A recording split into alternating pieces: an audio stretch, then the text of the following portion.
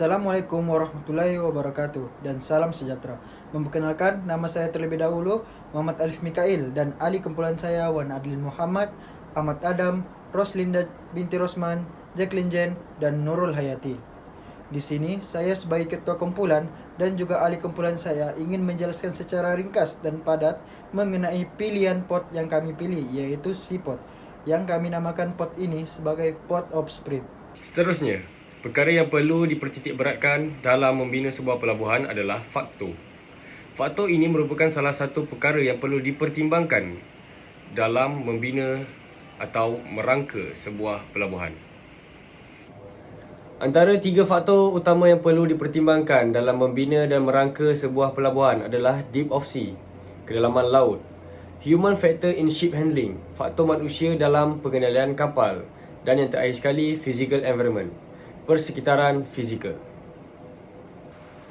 Ketika merancang struktur, infrastruktur atau aktiviti yang berkaitan dengan laut atau kawasan pantai, mempertimbangkan kedalaman laut adalah penting kerana ia mempengaruhi keselamatan, kebolehsesuaian dan kesan alam sekitar. Kedalaman laut adalah faktor utama dalam reka bentuk pelabuhan, struktur lepas pantai dan kabel bawah laut. Ini mempengaruhi navigasi kapal, perancangan kabel bawah laut, pemeliharaan keselamatan marin dan pelan tangga cemas. Pengambilan kira kedalaman laut juga memastikan aktiviti marin dan rekreasi berjalan lancar sambil meminimalkan kesan negatif ke atas alam sekitar. Disebabkan itu, kolaborasi dalam kalangan pakar marin dan alam sekitar adalah penting untuk memastikan perancangan yang sesuai dengan ciri-ciri unik laut dan pantai. Faktor manusia dalam pengendalian kapal, sering dirujuk sebagai ergonomi atau reka bentuk berpusatkan manusia, adalah pertimbangan sangat penting dalam reka bentuk dan operasi kapal.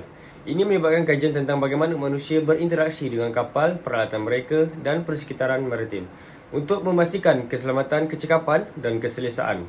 Aspek penting dalam faktor manusia dalam pengendalian kapal yang perlu dipertimbangkan semasa proses reka bentuk termasuk reka bentuk geladak kapal, sistem kawalan, beban kerja kru, keselamatan latihan, kelancaran berkomunikasi, faktor budaya dan bahasa, dan interaksi manusia-mesin. Dengan mempertimbangkan faktor manusia ini semasa reka bentuk, kapal dapat dibina untuk menjadi lebih selamat, lebih cekap dan lebih selesa bagi kru. Ini menjurus kepada prestasi operasi yang lebih baik, mengurangkan risiko kemalangan dan meningkatkan keselamatan dan kecekapan maritim secara keseluruhan. Dan yang terakhir sekali adalah persekitaran fizikal. Apabila dipertimbangkan semasa proses reka bentuk, merujuk kepada alam sekitar, semula jadi dan binaan di mana sebuah struktur atau sistem akan ditempatkan. Memahami dan menyesuaikan diri dengan persekitaran fizikal adalah penting untuk mencipta reka bentuk yang berfungsi, mampan dan selamat. Aspek-aspek seperti iklim, geografi, topografi dan bencana alam perlu diambil kira serta kesan kepada persekitaran semula jadi, budaya dan sejarah tempatan. Dengan mempertimbangkan persekitaran fizikal ini, perancangan dan jurutera dapat mencipta struktur yang tidak hanya berfungsi tetapi juga menghormati alam sekitar semula jadi, mampu bertahan dalam cabaran alam sekitar dan menyokong kesejahteraan manusia yang berinteraksi dengannya. Seterusnya, saya Jacqueline Jen akan menjelaskan tentang Facility Provided in Port yang bermaksud kemudahan yang disediakan di dalam pot. Yang pertama adalah Loading and Unloading Facility yang bermaksud proses yang digunakan untuk mengangkat barang ke kapal dan mengeluarkan barang dari kapal di dalam lingkungan pelabuhan, dan termasuklah crane, conveyor, ruang penyimpanan sementara dan peralatan lain.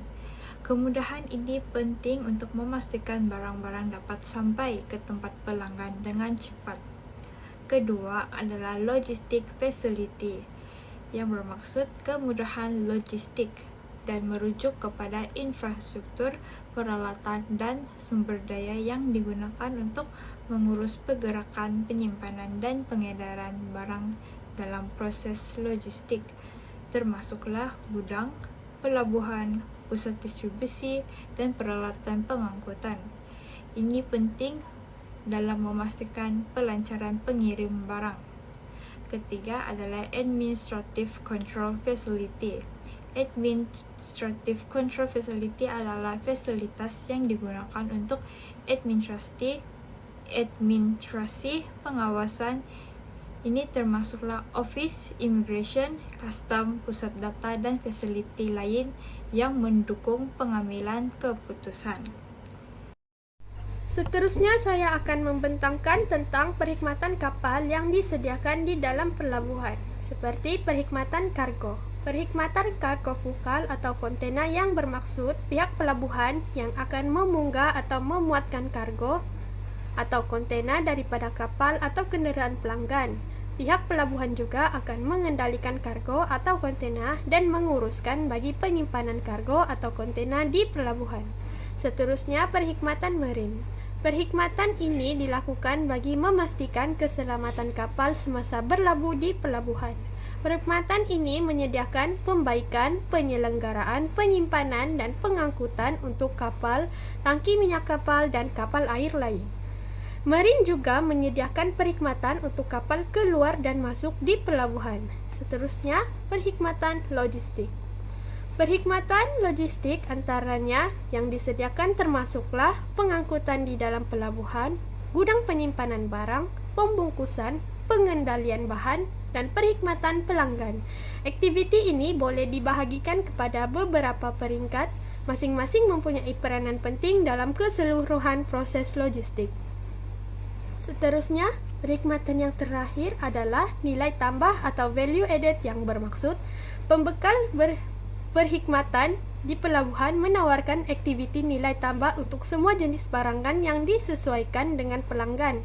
Selain memunggah dan memuatkan barang, pihak mereka juga menyediakan perkhidmatan lain termasuk kawalan kualiti, penghantaran barang, pentadbiran custom, dan pengangkutan. Seterusnya akan dibentangkan oleh pembentang yang seterusnya. Mari saya memperkenalkan mengenai equipment cargo handling. Yang pertama yaitu reach taker. Reach taker adalah sebuah mesin yang memainkan peranan penting dalam operasi pengendalian kontainer di terminal kecil atau pelabuhan sederhana. Mesin ini berfungsi untuk mengangkut kontainer secara pantas dalam jarak pendek serta menyusun kontainer dalam pelbagai baris mengikut keperluan akses. Reach taker juga boleh digunakan untuk memuat dan memunggah kontainer pada rel kereta api. Ini menjadikannya serbaguna dalam operasi pengendalian kargo. Selain itu, mesin ini boleh dilengkapi dengan alat khas untuk mengendalikan jenis kargo lain seperti semi-trailer, barangan longgar, dan gegulung keluli. Dengan kemampuan yang serba boleh, reach taker memainkan peranan penting dalam memastikan operasi pengendalian kontainer yang cekap dan produktif. Rubber Tired Gantry Crane atau lebih dikenali sebagai RTG crane. Ia adalah mesin yang memainkan peranan penting dalam pengendalian kontainer dan kargo berat di pelabuhan dan terminal.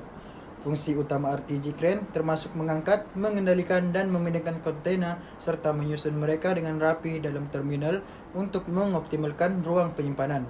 Selain daripada itu, ia juga memuat dan memunggah kontainer dari kapal kargo, juga digunakan untuk tujuan penyelenggaraan dan pembaikan. Kelebihan mereka termasuk kelenturan pergerakan kerana dilengkapi dengan tayar karet, kecekapan tenaga, dan ciri keselamatan yang menyeluruh. Kesemuanya menjadikan RTG crane alat yang tidak boleh ditinggalkan dalam operasi pelabuhan. Ia membantu meningkatkan produktiviti dan kecekapan dalam pengendalian kontainer.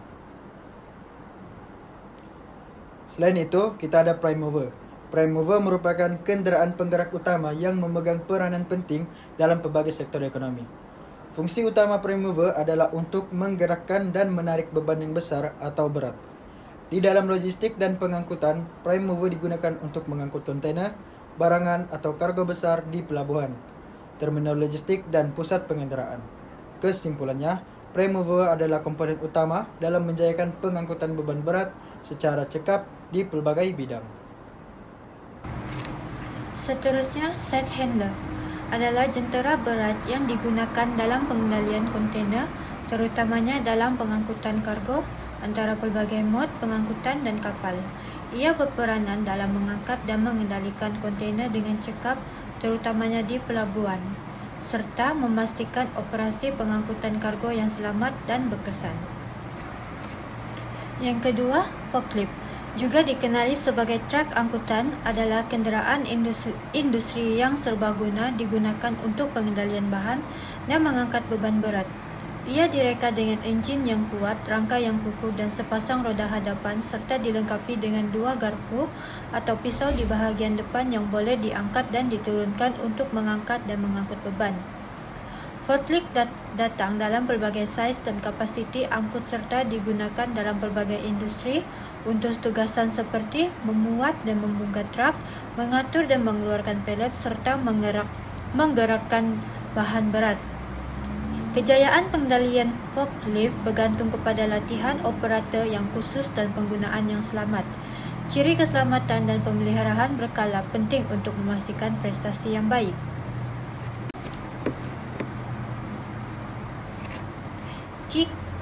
Akhir sekali, key crane juga dikenali sebagai kren kontainer atau kren daripada kapal ke pantai, ialah jentera besar yang digunakan dalam industri logistik dan penghantaran untuk memuatkan dan mengunggah kontainer daripada kapal. Ia mempunyai reka bentuk yang menjulang tinggi dan biasanya terdapat di pelabuhan laut dan terminal kontainer. Kren ini mempunyai lengan mendatar dengan satu pemegang pada ujung yang digunakan untuk mengangkat kontainer masuk dan keluar daripada kapal. Key crane datang dalam pelbagai jenis, mempunyai kapasiti angkutan yang besar dan menawarkan kawalan yang tepat serta memastikan operasi yang selamat dan berkesan. Keselamatan adalah keutamaan dengan pelbagai ciri keselamatan yang disediakan.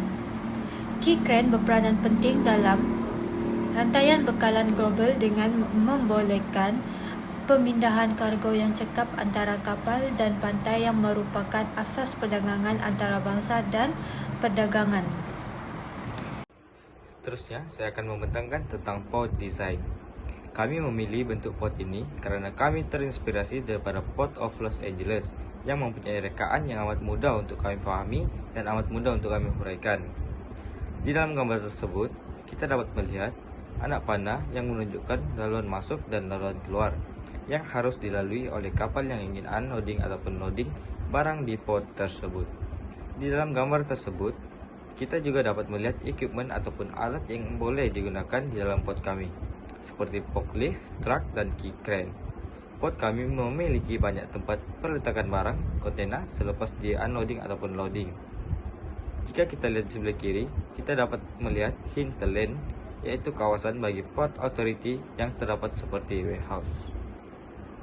Selain itu, alasan kami memilih bentuk port kami seperti ini adalah disebabkan kawasan yang strategik. Sebagai contoh, kawasan ini tidak mempunyai ombak yang kuat. Hal yang demikian dapat membuat kapal kami tidak akan berlanggar dengan uap. Seterusnya, angin yang kuat juga dapat merisikokan equipment kami seperti key crane. Dan akhir sekali, kami memilih kawasan ini disebabkan ia berdekatan dengan kawasan seperti bandar dan tempat industri seperti kilang. Hal ini kami memilih kawasan yang strategik karena ia dapat menjimatkan kos dan masa bagi transportation bagi menghantar kontainer ke lokasi yang perlu dihantar. Sekian, terima kasih. Itu saja daripada kumpulan kami. Yang baik datang dari Allah, yang buruk salah silap kami sendiri. Terima kasih.